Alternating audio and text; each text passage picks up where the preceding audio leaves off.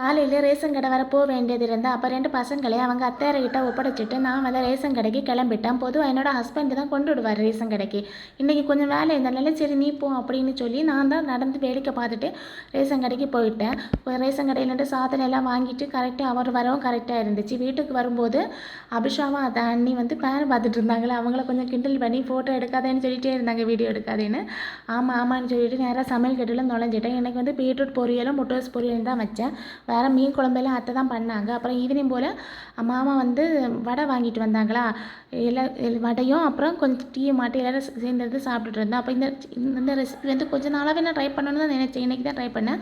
ஒரு இட்லி பாத்திரத்தில் வந்து சிக்கன் 3 முட்டை அப்புறம் காஞ்ச மிளகா பூண்டு இதெல்லாம் வேக வைக்கணும் ஒரு 10 நிமிஷம். அப்புறம் வேக வச்ச எல்லாத்தையுமே வந்து சிக்கனை தவிர மிக்சியில் வந்து பிளெண்ட் பண்ணணும். அதுக்கு கூட 2 ஸ்பூன் தயிர், கொஞ்சோண்டு உப்பு, அப்புறம் வந்து சீஸ் வேணும் தேவைன்னா இருந்தால் போட்டுக்கலாம்.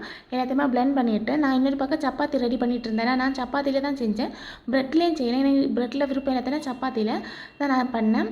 அப்புறம் வந்து பிளெண்ட் பண்ண எல்லாத்தையுமே வந்து சப்பாத்தியில் வந்து ரோல் மாதிரி உருட்டி எடுக்கணும். நான் அந்த மயோனஸ் ரெடி பண்ண மயோனஸ் வந்து காட்டலை. அப்போ என் பொண்ணு வந்து ஃபோனை வாங்கிட்டு போனாலா, அதான் காட்டல. ஆனால் நல்லா இருந்துச்சு, எல்லாருமே விரும்பி சாப்பிட்டாங்க. ட்ரை பண்ணலாம்.